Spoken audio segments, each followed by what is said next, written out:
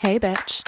Life is a series of raw and messy broken parts, and it's up to us to embrace it for all the wild fuckery it is.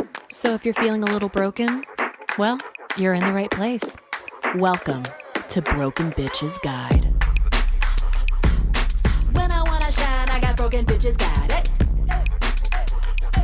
And I got it so divine, I got Broken Bitches Guide. Yeah. Manifested by design, I got Broken Bitches Guide. Let me hear you from the back. Lifting up my vibes with Broken Bitches Guide. Welcome to Broken Bitches Guide. I'm your host, Mandy Brooke, and today we're talking confidence. Confidence in life, confidence while traveling and making friends, and confidence in the bedroom. And who better to discuss this with than my glamorous, sassy, and unapologetic dear friend, Shallon Lester. Shallon is an advice YouTuber and an alpha female who has amassed a very loyal following of amazing women ready to level up their lives.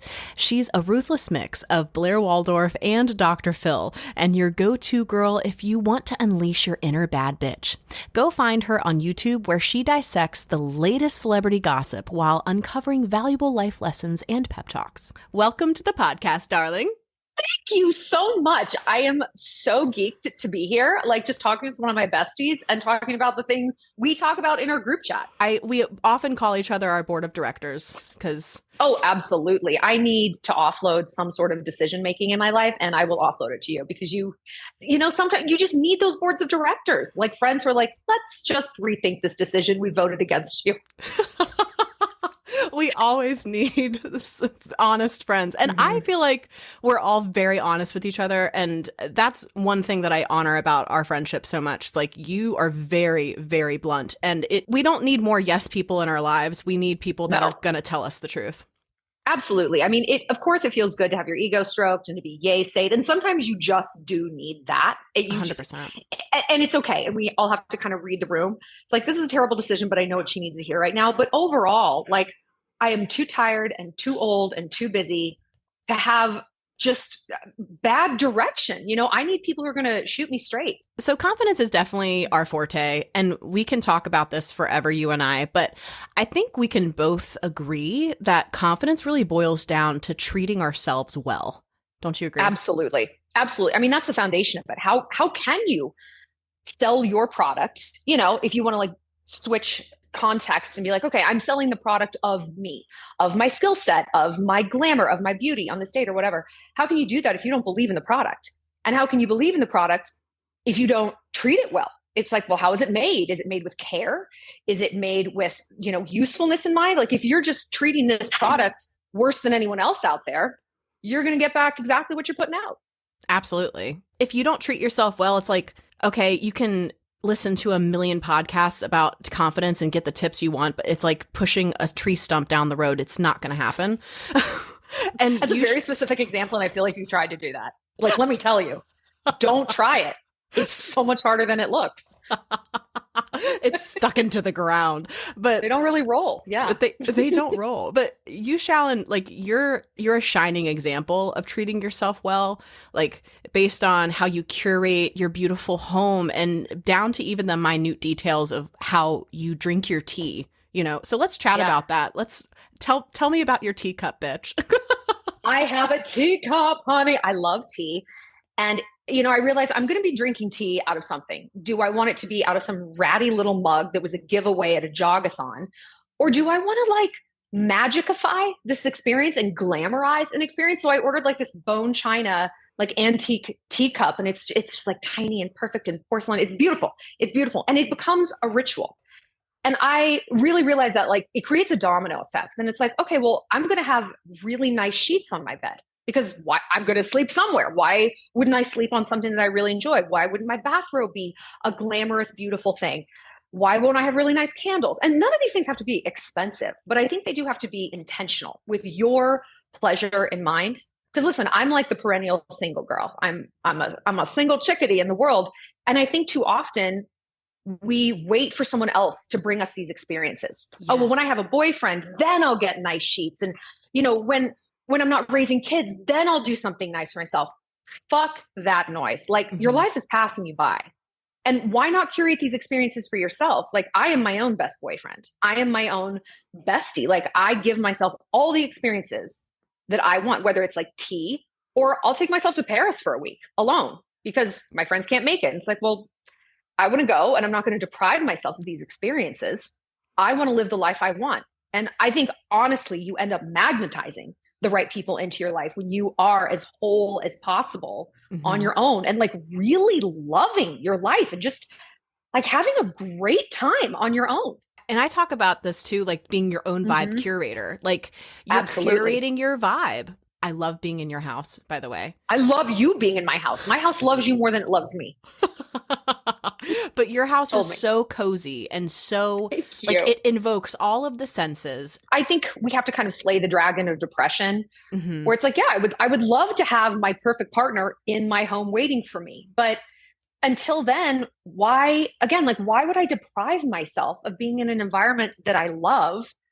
And why would I ignore that and try to be okay with like a chaotic house or a house that's uncomfortable or something? Like, why would I not prioritize that about myself? And I think society really doesn't want women to prioritize themselves. We're not supposed to come first. Yeah. There's such a glory being a martyr. Not to me, there ain't. I do not want to be a martyr. I just want to be in my silk pajamas. Yeah, I don't want to be a martyr. I want to be a princess. Because even if I'm an elitist douchebag, there's something inspiring about that. To me, there's nothing inspiring about a martyr. There's nothing inspiring about a victim. A braggy person, I'm like, they seem happy, even if they're a bit of a douche about it. They're living a life that they want. Victims, I really get nothing out of that. And that's why I started Broken Bitches Guide in the first place, because I think a lot of people, it's easy for people to fall into that victim narrative. And you can take those bad things that have happened to you in your life and you can transmute them. Everything happens in your life for you. I believe that 100%, as awful as things can be in the world. I think you're so right. We can sit and wallow, or we can realize that we can't change what happened, but we can change what it means. And that's like the Buddha level consciousness. It's hard. It's not easy. If it was easy, everyone would do it. And there wouldn't be as many like victim narrative wallowers. And there's such a difference between being victimized and having a victim narrative. We all get victimized. We do, especially as women, you know? It's not about, I don't feel it. I don't even care. It's, I feel it. I move through it and I move forward. I'm not staying here. It actually didn't kill me. And I mean, it kind of felt like it might for a minute, but it didn't. And so I'm going to keep pressing forward and ask myself, what was I supposed to learn from that? And I remember when I was in my deepest depression, it started with me getting those silk pajamas. It started with me plating my food. It just the smallest, littlest, like minute things that you could do just to press forward. It's the biggest game changer you could possibly do for your life. And I think and we'll probably explore this more when we get to talking about confidence, but like, I think the difference between people who move on and people who don't is the people who move on, they don't assume that everything has to be wrapped up in a tidy little bow. And the victims who wallow, they're like, well, see, nothing bothered those people. No, it bothered them plenty. They just decided to push through it. And they decided, you know what, life is worth living. Happiness is worth taking. These tits are worth showing off out at the bar. You know, like the lips are worth glossing. The hair is worth curling. Life is too damn short. It's too goddamn short. Like, we have a righteous reason to like sit and wallow, but life is too short. That's maybe not how we want to spend it. It doesn't mean it's always authentic, that something doesn't bother you or doesn't hurt. It means you're choosing to not let that control you. Even the most confident people in the entire world, they have bad fucking days. Bad bitches have bad days too. Oh my God. And bad moments. It's not, I wish it was a day and then the rest of the 6 days of the week I felt great. No. I feel every human emotion in any 24-hour period. You hear them on the group chat. I'm like laughing and crying. It's so many highs and lows. But you accept it's like, okay, this is the human condition. It's all right. Absolutely. It's kind of, okay. Have you seen the new movie Roadhouse with Jake Gyllenhaal? It's on my list today. Oh my God, it's so good. There is a line in there, and this girl says, it's set in the Florida Keys, and says, the only difference is when something bad happens here, it's always on a beautiful day. And I'm like, I like that. Am I supposed to like that? I feel like I got a lot of positivity out of that. But it's kind of like relates to what you were saying too. Like, no matter like what's happening or what the appearance is, there can be bad shit that's going on, but you can still transmute that. You can still like get through it. I loved that line though. That like hit me like a ton of bricks. I was like, damn. if Roadhouse is our generation's newest philosopher, I don't know, Mandy. I was fine with Cardi B being our generation's philosopher, but now we've gone to Roadhouse. And you know what? I'm here for it. I don't care. Fuck it. Whatever. I'm making money moves anyway. So thanks, Cardi B. So confidence in life, being a vibe curator for yourself, but also another episode I did is sensuality. Sensuality is a huge part of confidence. I think it's such a perfect way to get present in your life, and not only get present, but like you're present for the manifestations, the blessings that are coming to you. So what's your take on sensuality and like how you can be at home in your body and how that can relate to your confidence? I think sensuality is huge. And again, it's one of those things that we don't, even the word, it's like, ew, don't say sensual. It's like, all right, well, I know what your vibe is. And it's weird. Like, we're not even taught to say the word, let alone embody what it means. And to me, sensuality is slowing down. Like, even if you're at a bar, okay, so this was an example. John Mayer hit on me one time. And I was at a party and I could feel him like looking at me. And I could also feel myself like nervously, like running my fingers through my hair and like panic lip gloss and like this little squirrel. And then like, Shallon, slow it down. And I took a breath. And instead of running my hand through my hair like I was on meth, I did it like slow and sensual, just slow, exact same motions, just slowed down to like 1/10 of what they were. And he came over to me and he said, you command the attention of every single person in this room. I've never seen a woman who moves like you. I'm like, oh, John, and even if it was a line, I don't care. It had the intended effect. Like, that's what he honed in on, is that I was slowed down. And I never forgot that. And like, sensuality really is slowness. When you think about sex, like fucking versus making love, like it's the same mechanics. Mm-hmm. What's the difference? It's the speed, kind of, Yeah. And they're both great. And I'm not gonna turn either one down. But the making love, it's like, oh, the sensuality, it's just because it's slower. Mm-hmm. So do things slowly. Put on your lipstick slowly when you're out. Fluff your pillow slowly. Put on your lotion slowly. And again, I always go back to this, like, society doesn't want you to do that. Society does not want women to slow. We're less productive. We might, I don't know, realize that, hey, things aren't working in our lives and we might make changes. We might demand more of others.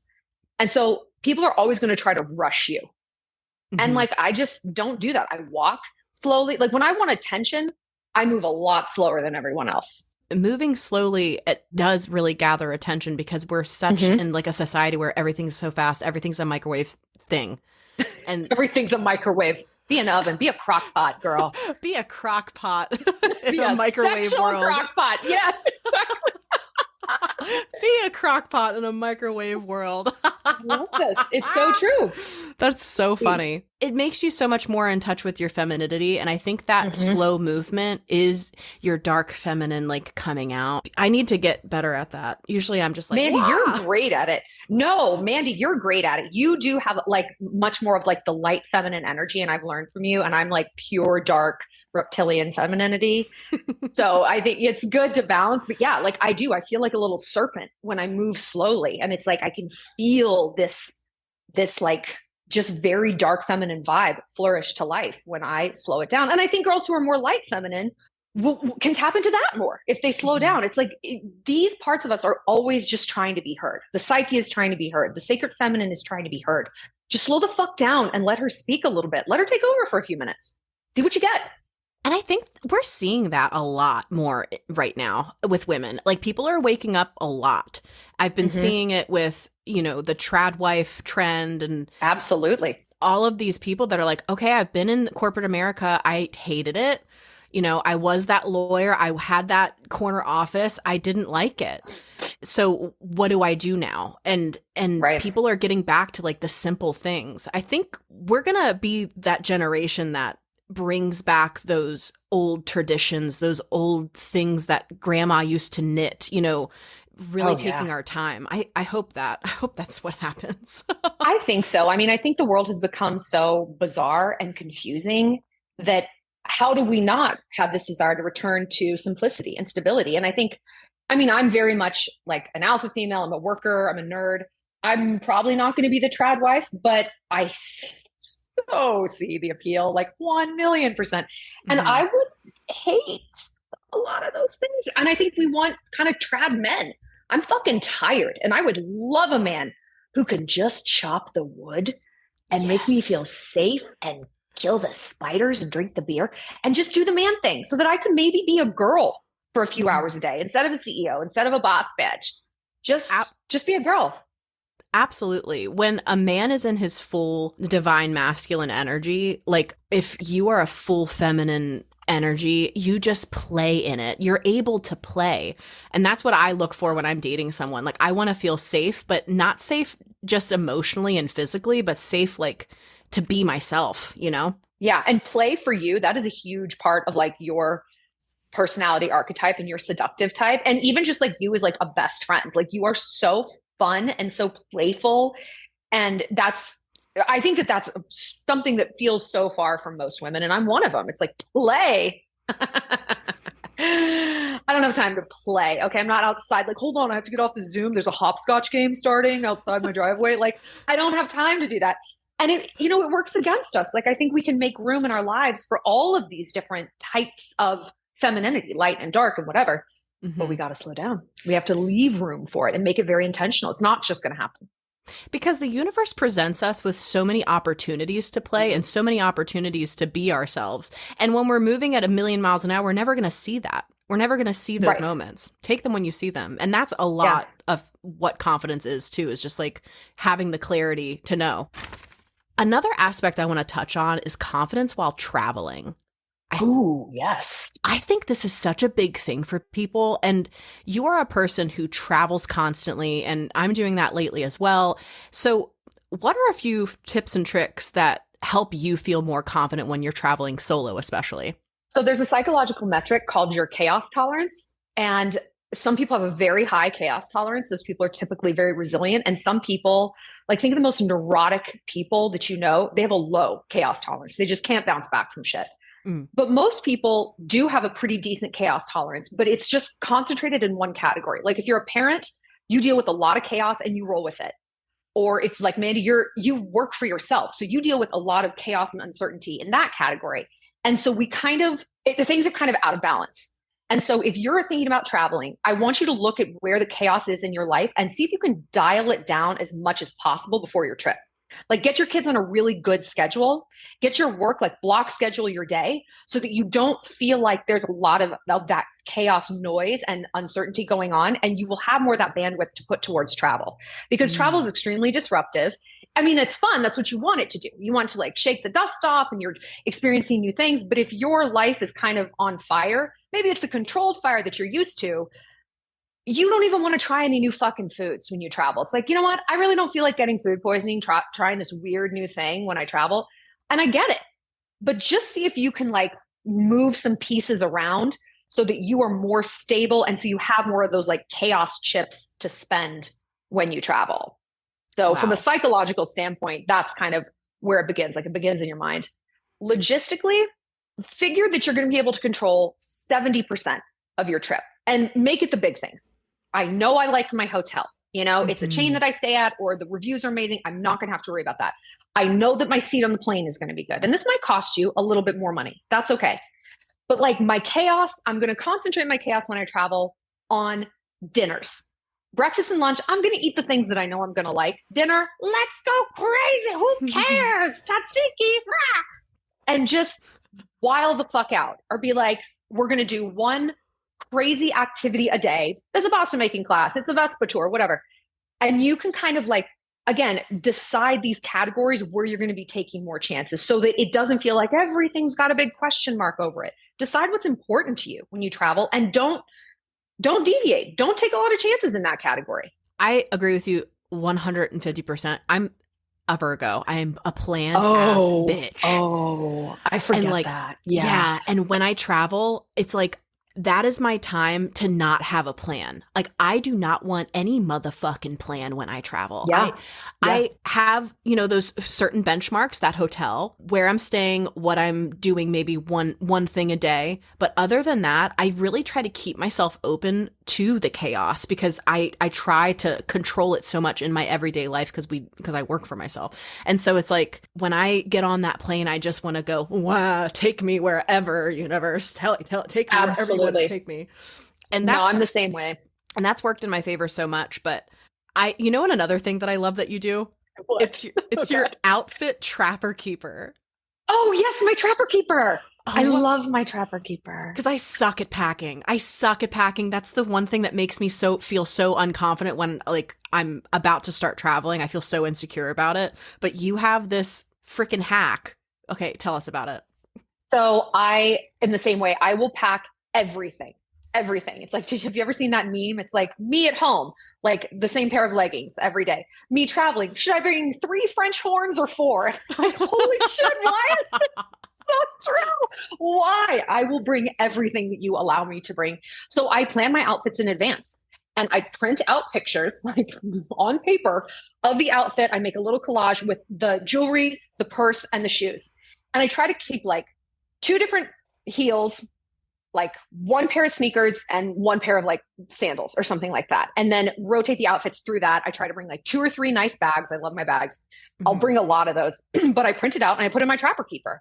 And I pack a full outfit together, like the underwear, the bra, the socks, like all in one like pod versus like, here's all the shirts, here's all the this. And so I look at my trapper keeper every day. I'm like, okay, what's the outfit today? And then I will also, because I'm an influencer and, a douche, I'll look ahead at where I'm going, at the aesthetics of where I'm going. Okay, if I'm going to have lunch here this day, or if I'm going to be in this town, what's the vibe? Is it brights? Is it patterns? Is it, city chic? And I base my outfits around where I'm going. I do not base outfits around what's comfortable. This is not who I am. I will be uncomfortable for fashion and for the aesthetic and for my trapper keeper. I love that more than anything in the world. And you do photo shoots in every single place that you go. Like you book them, you make that a memory. So do you have any like confidence tips for when you're in front of the camera? Oh yeah. I mean, you have to slay the dragon of dignity for sure in order to take a good picture. Yes. If you're like, I feel really comfortable, like physically my body feels comfortable, guess what? You're taking a bad picture. You're smiling too wide, your posture's bad, you're not hitting your angles. If you actually watch like a model take photos, they look ridiculous. And if you ask them, how does your body feel when you take this great photo? They're like, I'm in pain. And unfortunately, I'm just shooting everybody straight. I take a lot of pictures, so I know my angles. Most people look good at like kind of a 3/4 turn. So stand facing the camera and then turn, like if the camera is 12 o'clock, turn to 2 o'clock and then turn your head back to 12 o'clock, but keep your shoulders at 2 o'clock. Because you're going to create a little bit of movement in your body, a little bit of an S shape. But basically in terms of confidence in front of the camera, just don't be afraid to look kind of silly. It's okay. And don't be afraid to experiment, like try different angles, turn around, put your head over your shoulder, put a hand on your hip, put a foot forward, and just do it a lot. Just take a lot. Like realize that when I do a photo shoot, I will take 500 photos to get 5 that I like really, really like. The volume is huge. So when people who don't take a lot of photos are like, here, let me take 2 with my iPhone. And you're like, I don't like these. Like the numbers were not in your favor. It's okay to do just a trillion, do a burst and just keep moving and then take one of those from the burst or the live photos. When somebody has my iPhone, it's that burst. And it's like, hey, just keep going like that. And I'm going to just start dancing or start moving my body. And I get the best photos when I am in movement too. You and Kelly, I'm going to have Kelly on the podcast too. She is just a slay robot when it comes to fucking modeling. Yeah. Where's your triangles? And she's a photographer. Yep. Where's your triangles? Yes. You want to create triangles. Like just with your arm, your hand on your hip, that's a triangle, turning your head to the side, that creates a triangle. But again, like you just have to do a ton. And I think there's such a misnomer that like, well, you have to have a certain body type to take a good photo. Absolutely not. You just need to know not at all. You just need to know what works for you. And I mean, there's no shame, like set up a tripod, get a little remote shutter and just take like a trillion photos in your living room and just try it. Just try it. Like taking photos is like playing the saxophone or giving a blowjob. You have to practice to be good at it. Yep. And everyone who does it well is practicing. And again, this is kind of like the confidence thing we were talking about. It's like, don't assume that the people who are confident, first of all, don't assume that it's all the time. And don't assume that like this thing that they're confident at, they haven't been practicing at it. This isn't their first rodeo. So don't compare your start to their middle. Another thing that you always say in your videos is what archetype are you pretending to be right now? You know, and you always say Kourtney Kardashian, which is the most unbothered Kardashian of all time, who's arguably the most confident other than Kim. Kim is extremely confident. I consider it like zip yourself into the suit of this person. Because when we're not confident, our brain desperately wants a life raft. It just wants some way out of this hellscape of I have to be here at this party, at this board meeting, at this speech, and I don't want to be. So if you can be like, all right, hold on, places everyone, okay, like act like you're in a movie set and you are portraying this person who is your confidence idol in the movie of them. And mine, is Kourtney Kardashian. I don't even particularly like her, but she, like, nothing ruffles her. Like, she could be, you know, mid-40s walking into a club full of like Gen Z and she's like, this is my club now. Like, she just doesn't give a fuck. And I'm like, okay, I'm going to zip myself into the Kourtney suit and just move through this thing as she would. And your brain, to get out of this cognitive dissonance, is like, oh, yeah, man, sure. It's ready to accept this. And then sooner rather than later, you really do fake it till you make it. It becomes natural. And then your real self takes over and you're like, I don't even need to like give myself the cue of thinking about Kourtney. I just automatically snap into these behaviors of confidence. And confidence truly does have like physical behavior markers. Your shoulders are back. You're walking slower. Your chin is tilted a little bit. And the tail can wag the dog. You do these physical things and your brain will follow suit. Don't wait for your brain to tell you, oh my God, we're so confident. We're ready. Let's go. Like, just try it the other way around. It really does work. Girl. The only thing I do is dive the motherfuck head first. I'm never ready. No, and that's the thing. And that's what people assume, is that they must feel so ready. I don't feel ready. No, we don't. We just go. When people ask me, how do you stay so confident? I'm like, bitch, I have no idea what I'm doing most of the time. I'm just pretending like I do. And you know what? Two things happen. Either you sink or swim, right? Yep. And if you sink, how far do you really sink? Like, really, what's the worst case scenario? What is the worst case scenario? I love thinking about worst case scenarios. If we're going to catastrophize something, let's fucking do it. Like, okay, I go into a party, I act confident, and someone's like, you actually look really fat. First of all, how likely is that? And second of all, that person's getting their jaw broken that day. So I have a plan. I have a plan to deal with it if that does happen. But you know what? It never has. People buy what you're selling. If you appear confident, they're like, all right, cool. They're busy thinking about themselves. So all of these disaster scenarios, they usually don't come to pass. And if they do, you're much more resilient than you think you are. And my mom always says too, nobody is thinking about you more than you're thinking about them thinking about you. Oh, have you heard Dr. Phil's? No, what? Oh, you wouldn't care so much what people think about you if you knew how seldom they did. Oh, a knife just into my ego. But the best knife. You're like, damn, that's so true. That's so true. It's the truest thing ever. And to go back to the archetype stuff, like when I was traveling, I was so insecure because I had never really traveled to Europe before. And we'll talk about our group trip to Italy in just a second. But when I was, because little do y'all know, the listeners, Shallon and I met on her group trip that she hosted in Italy in October of 2022. And it was my very first time in Europe ever. And I was a huge fan. I still am, obviously, but I was a huge fan of Shallon's YouTube channel, and I watched her all the time. And she was hosting this trip with Tropa Trip, and I was like, you know what? Fuck it, I'm gonna go. I just left my marriage. I don't know what I'm doing, but I'm gonna go to Italy. And right before that trip, I was like, who am I gonna embody when I'm walking through these streets? Who do I want to be? And I was like, Sophia Loren, of course. And of course. And I remember being in that vineyard and having fucking the red dress on with my scarf on my head. I'm like, fuck it. I'm just owning this moment so hard. And you crushed that photo shoot. You crushed it. And I remember being at dinner with you, I think like the end of that whole trip. Mm-hmm. And you were like, how many times have you been over here? Like, where else have you gone? I'm like, this is the first place I've ever been. And you were like, what? And yeah, my mind was blown. But I think that's such a cool thing. Like, as you're telling me this, I'm like, fuck, I wish I could bottle that up and like to see someplace for the first time. Like, as someone who travels a lot, like, how cool to be new at it. You know what I mean? Like, don't rush through those phases. It's like when you're dating someone, it's like, the best part, you look back, you're like, oh, we were just making out and we hadn't even slept together yet. And there was all this tension. Like, don't rush through these things. It's all part of the slowing down. And don't judge. It's like, oh, I have to be like so cool. Who cares? All you have to do is enjoy yourself and discover different sides of yourself when you travel. It doesn't matter how it looks. That's the thing about confidence too. Are you enjoying yourself? That's the only thing that you have to focus on whenever you're in any scenario. When you are talking to someone, when you're on a date with somebody, am I having fun? Am I enjoying myself? That is the most revolutionary question women can ask themselves. Mm-hmm. It's so dangerous. So dangerous. Because 9 times out of 10, we're going to look around our life and be like, no, Gary, I'm not enjoying myself.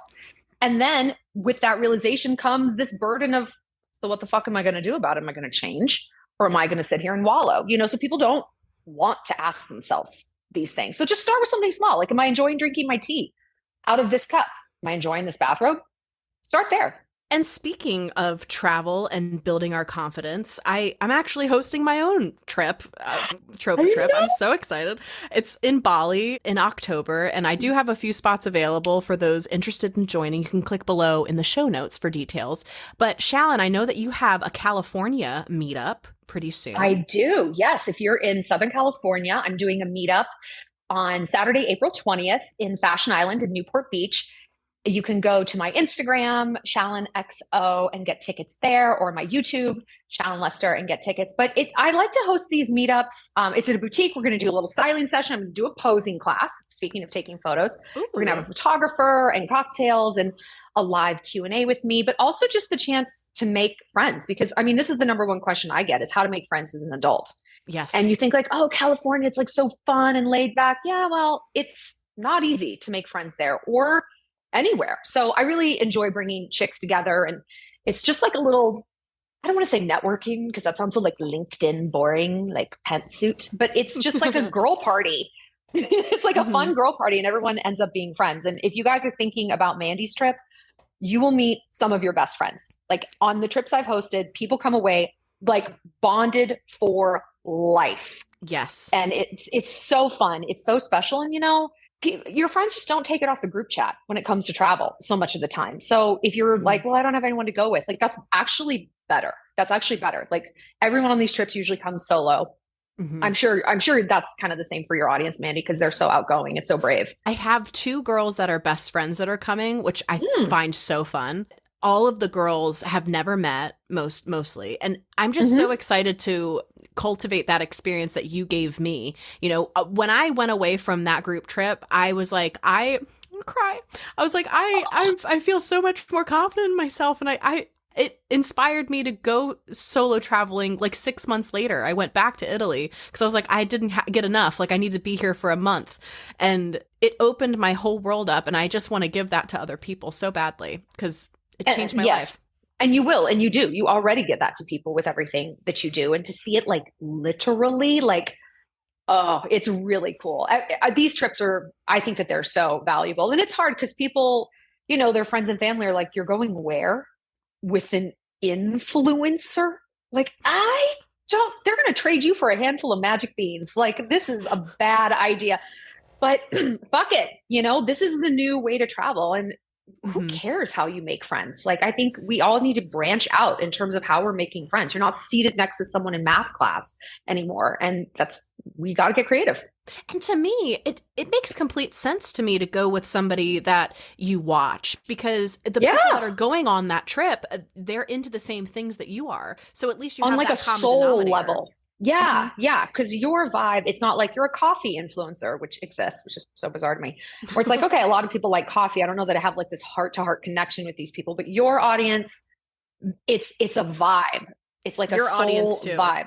Yeah. You have a very specific niche, loyal, bad bitch audience that like is very bad bitches. And they're all like so hot. They are literally the most attractive fan base in the world. Like, can someone organize a fan-based beauty competition? Because we will win. Every time I see pictures of your meetups and stuff, I'm like, holy fucking shit. Like, I know. This looks like, an ad campaign. It's so nuts. And I remember when I was traveling too, like, the one thing I kept telling myself is just be open to these experiences. Yeah. When I was in Florence, for example, like solo, I was feeling quite drained like one night. And so I found a good sushi place. I was sick of pasta at the time. And I just wanted to hide away in my hotel room like a troll and eat my sushi, you know. And while I was waiting for my order, I saw this really nice guy sitting by himself and he smiled at me. And so I sat down next to him and we ended up eating our dinners in this beautiful square in Florence. And he brought me to all of these cool little cafes and stuff. And the next night we met and I met his boyfriend and we all went out. It was like one of the highlights of my trip. And if I would have stayed in my hotel room and if I wouldn't have gone out, I wouldn't have met such a dear friend of mine now. So if you're listening to this right now and you're thinking about traveling, come on my Bali trip and go on challenge trips too. But also just fucking book the ticket and go. Just go. Just go. Just go, dude. Like, you're going to be fine. Well, here's a question for you, though, Mandy, because I love that story.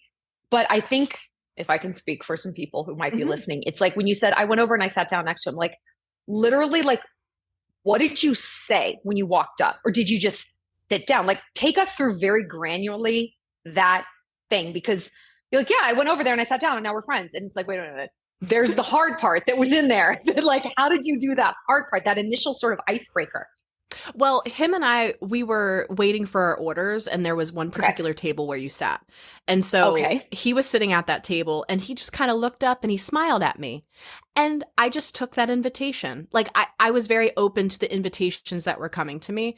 And so I said, hey, how are you? And he was like, I'm good. And he had an accent and stuff. So I asked him about his accent and he ended up being from Switzerland. And then we just got to talking. He was a very friendly guy. Part of me was like, no, I really want to go back to my hotel and eat my sushi like a troll. But I decided I'm in Florence.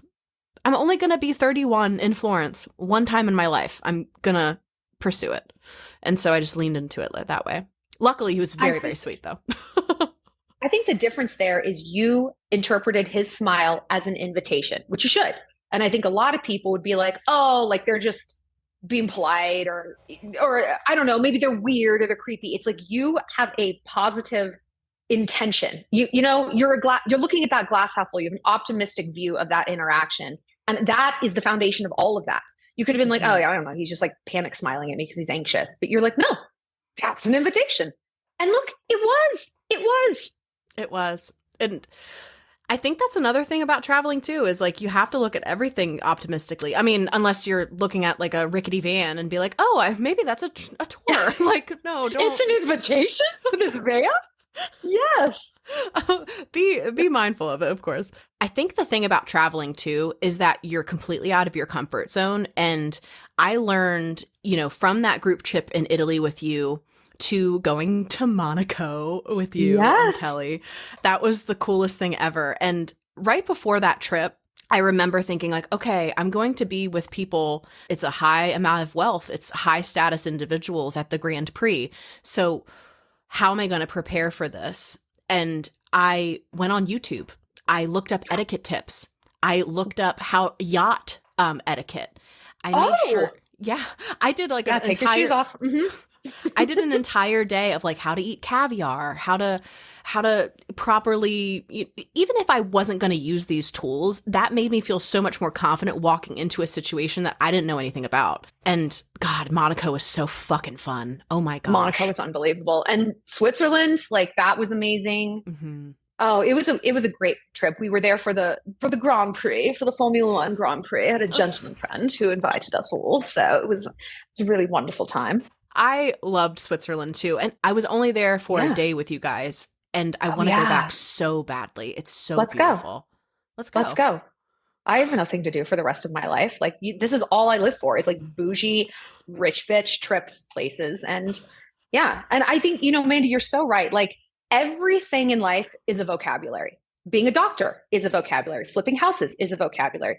Being rich is a vocabulary. Like, yeah, it's like a set of rules and practices, which again exist in every single social circle. And you probably are already where you are in a social circle with a vocabulary, with the rules. And guess the fuck what? You learned it. Like, it's no big deal. This knowledge is out there. I don't know. I have just always had the attitude of course I belong in these circles. Of Mm-hmm. course I do. I grew up with a single mom. I mean, on paper, no, I didn't. Yes, actually, I do.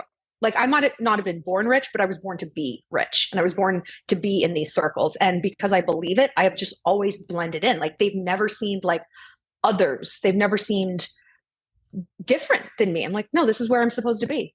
And it's just because I tell myself that. And then I'm more ready to absorb the customs, the vocabulary. I'm a better student because I don't have this resistance in my mind of, well, these aren't my people and this isn't my scene. Why not? Even if it's only for a trip, even if it's only for a day, make it your scene and just see what happens. See how that sits with you. Is it fun? Is it weird? Get a little uncomfortable. You might learn something. Open yourself up to those experiences. Absolutely.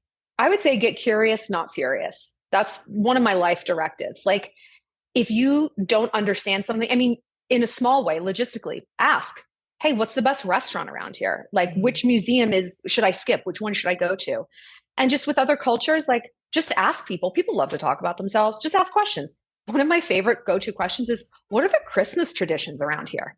Because they're fucking wild. Like, culture to oh, like the Belgians will do something totally different than the Sicilians. And people are, yeah, it's crazy. And people are like, oh, let me tell you. Everyone likes to talk about holidays. You're like, what's like a cool holiday you love in this country? And it's always something bizarre. It's like, oh, we dress our pets up like our dead relatives. You're like, huh, that's not what I expected. But, just get people talking. Get people talking a little bit. Oh, I have a travel tip for people. Oh, what's your travel tip? Travel where you live. Like, if going to Monaco is, kind of a bridge too far, going out of the country or whatever, I get it. Just start small and start by eating at the weird restaurant in town. There's always one. Go to dinner in there, man, and just tell the waiter, like, bring me the top 4 things that you love here. Bring me your favorite things. Drive 2 towns over and just be a tourist for the day. Go eat dinner by yourself, even if it's at Applebee's or something. Just start small, start local, and work your way up until you're on that plane alone or until you're in Ethiopia doing these things. Like, just start where you're at. Just travel where you're at. Travel really is a mindset. That is an amazing tip. One of the things that I did when I was first starting to travel was I went to Savannah for the first time solo in Savannah, Georgia. And I spent like 3 days there just by myself. And it was the very first thing I was like, I want to solo travel now. Like, after this is such a great experience. How do you not feel lonely when you solo travel? That's a big question I get. Like, how do you not feel like a loser or, sad and lonely? Like, it's honestly about the archetype thing. I pretend I'm an actress. Ooh. I pretend I'm an actress. I'm filming here. So this is my day off of set. Like, what am I going to do? Well, actresses, they go to little restaurants and they just walk around and they could give a flying fuck if people think that they're lonely or not because I'm an actress. That's so true. It's like, I'm actually famous. Thank you. No photos. Yeah. And that's literally how I have to think about it. And then I don't really even think about being lonely because I love being by myself. I do too. I love it too much, actually. I love being around people. Don't get me wrong. But a cabin in the woods, writing erotic novels when I'm 50, I mean, I think that that's definitely a dream of mine. And I will read those erotic novels and let's just say I'll put them to use. How about that? Cool. That sounds good. And then we'll like own a nursing home together, the Golden Palace. I think our generation of old people, I think we're going to be fascinating. Fascinating. We're going to have tattoos all over ourselves and be saying like, it's giving geriatric. It's giving joint flexor. Yeah, it's giving osteoporosis. Oh, this is a good question. What is a good general icebreaker question? Okay, guys, men are hardwired to communicate to solve problems. Women communicate to build relationships. So if I'm striking up a conversation with a guy, I'm going to ask him a question. Like, hey, I know this is random, but do you know if there's like a little mini golf place around here? Who fucking cares what it is? Or like, do you know the hours of the Uffizi Gallery? Like, do you think it's worth going to? You want it to be like a problem solve and then like, tell me some expertise. Do you like, tell me your thoughts on the Uffizi Gallery, just to kind of get someone talking. With women, it's communicating to build relationships. I compliment. I'm like, I love that bag, or I love your outfit. And you know what I've started saying to girls? I'm like, I hope this isn't weird, but you have a fantastic body. Like, can I ask you what your workout is? Because people who do put care into how they look, they would love to tell you and feel validated and acknowledged. And then that sparks so many conversations like, oh, I've been doing Pilates and you're doing this and blah, blah. And you know what? If people don't want to talk to you, fucking cool. Like, who cares? Who cares? You don't know this person from a hole in the wall. They're not a great loss. They're not a big loss. You don't even know them. So there's no void they're leaving in your life if they're like, I do Pilates. And then they turn around. Like, and going back to the worst case scenario thing, it's like, what's the worst case scenario if this person doesn't talk to me? Oh, well, right. I'm not wasting 10 minutes with somebody that doesn't want to talk to me. Whoop-de-doo. Exactly. No big deal. Like, you're literally your loss. Sorry, you're so weird. I've had girls, if I've tried to talk to them, say, you know what, just to let you know, I am straight. I'm like so flattered, but I'm straight. I'm like, okay, dude, like, me too. We have a lot in common. I'm not hitting on you, but it's like, whatever. Then it becomes a funny story. Who cares? Exactly. And guess what? They're not thinking about you when they go home anyway. No, they're not. The Dr. No, they're Phil not. Dr. Phil comes back. Well, speaking of Dr. Phil, let's talk about confidence in the bedroom. Ooh, why are you thinking of, when you hear Dr. Phil, you're like, sex? Like, that's just it's a direct pipeline. It's the stash, man. It's that mustache. I can't get over it. And he the seems bald like head. he'd be bossy too. Yeah, nice and bossy. I like that. He's a nice and bossy man. But I know you, Shallon, like, you have lots of tips. You've already given me so many tips, to be confident in the bedroom and stuff like that. And you have many, many tutorials on your Shallontourage, which is a community you've created with a shit ton of members. So congrats on that. It's awesome. Thank you. Yeah. Join the Shallontourage. It's like our little clubhouse on the internet. It's like our little community. And I have like this whole hookup tutorial course. It's like 13 hours, like kissing to kinks, like everything in between. I will tell you how to have sex. I will tell you how to give a blowjob. I'll tell you everything. And not in a vulgar way. It's not vulgar, like, at all. Like, someone could walk by and watch you and you would not know. That's the thing about you. You don't get vulgar whatsoever. Mm-mm. Like, when you don't need to. When you talk about stuff like that, it's like, it's not like I'm watching porn or anything. You're just you're very, very polite with it. If you can be polite, that's you for sure. Yeah, you can. You can definitely describe things without being like OnlyFans, Exactly. So what's your biggest compliment that you've ever gotten? I mean, that I'm the best sex they've ever had. I hear it. I'm not going to lie. I hear it a lot. What makes it good? I think the reason I'm good in bed is I am confident. Like, I really do check my insecurities at the door. By the time a guy is sleeping with me, like, he knows more or less what my body looks like. Unless you've got a tail or you're covered in feathers or something, like, they know what they're getting. And they don't care if you have cellulite. If anything, it's just like, oh, that's a different sensation. It's hard over here and it's soft over here. And it doesn't matter. So I'm very, very present. I'm very responsive. I'm very engaged, and I just really like sex. I'm kind of like built for that. If I'm good at anything in this world, that is my skill set. So I would have made an amazing courtesan in the day. Like, here I am working like a clown when I should be being kept by like a Belgian prince. I'm not. You know what? I think I wasn't a past life. I know it. I was a brothel runner. Like, I was a bitch that like ran a brothel. I know it for a fact. Maybe you would be so good at that. Girls, get in here. I want to see if you're clean. Let me see if you're clean. Open your armpits. Mary's got lice again. It's so true. I totally think I had a past life doing that.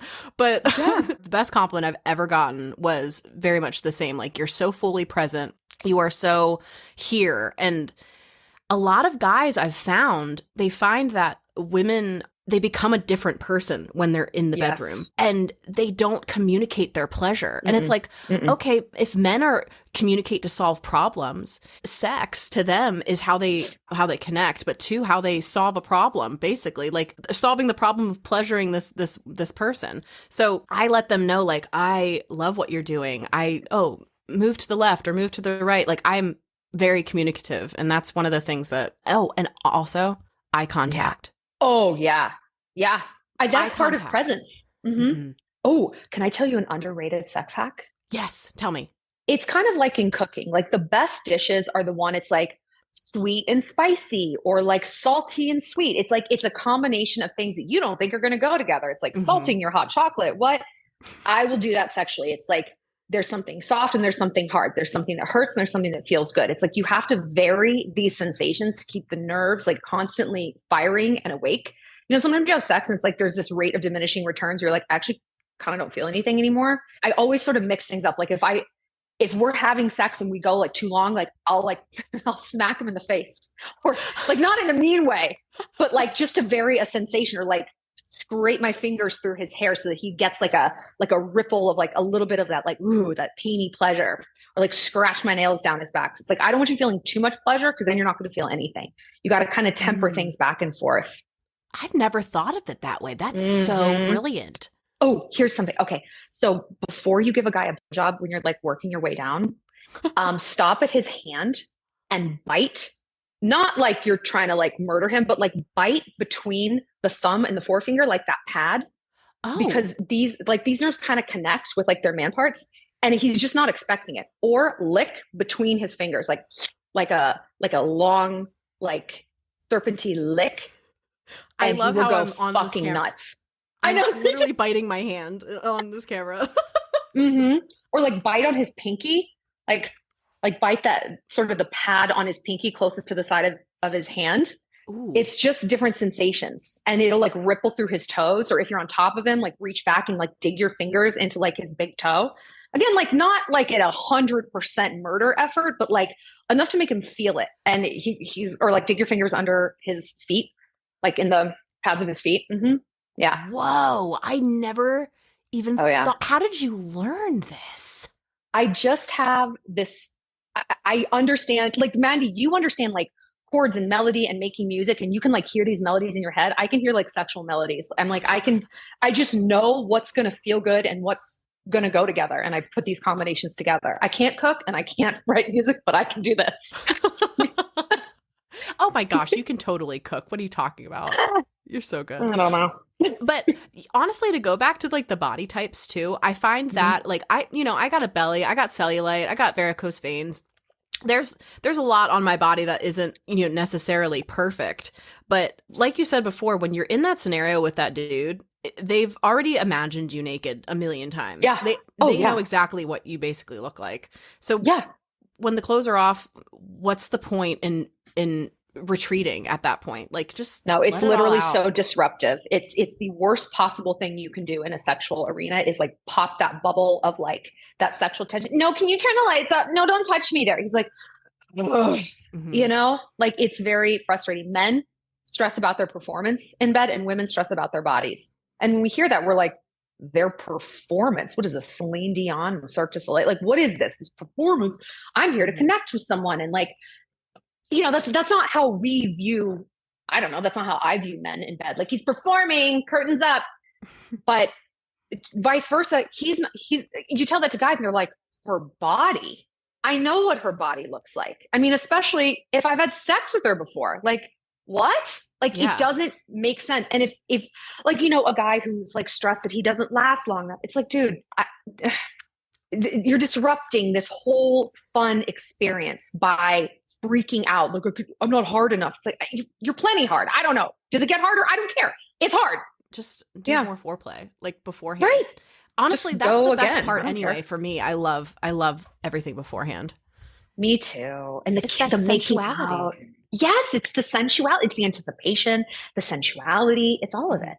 I think, foreplay begins outside the bedroom. Foreplay begins in the kitchen, where you have someone who's like cleaning up after breakfast, so you don't always have to do it. Or they're putting the laundry away, so that's something off of your plate. Or if you're single, if you're not married, it's like the good morning text. Like the guy I'm dating, I'm like, it's really important you send me the good morning, beautiful text. And he's like, I don't understand. And I need to explain to him, be like, because it will make me slutty for you. It will make me so slutty because it will calm me down.